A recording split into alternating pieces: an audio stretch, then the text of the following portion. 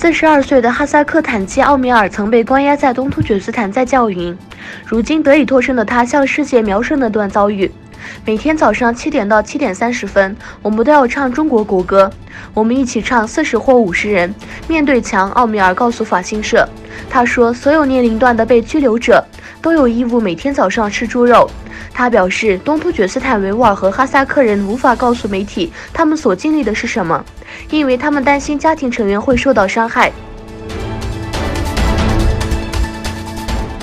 湖南常德市长张高速公路有一辆旅游巴士突然发生自燃事故，新华社报道至少26人死，28人伤。在火灾中，54名乘客中有26人遇难，28人受伤。与此同时，在中国东部江苏省化工厂发生爆炸，死亡人数已超过65人。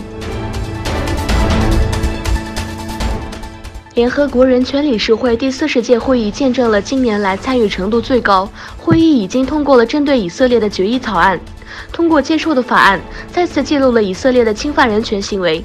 该决议草案强调，包括东耶路撒冷在内的被占领巴勒斯坦领土上的侵犯人权行为，以及前所未有的破坏、死亡和人类痛苦已引起国际社会的批评。数十万人在伦敦游行，反对英国脱欧。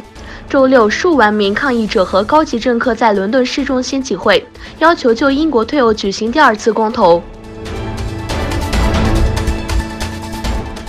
新西兰总理受到了死亡威胁。基督城镇对2座清真寺的恐怖袭击导致50人死亡后，新西兰总理阿尔登倡导团结的态度和行为得到了全世界的尊重。埃尔多安总统也对他表示了敬意。新西兰总理阿尔登在社交媒体推特上受到了死亡威胁。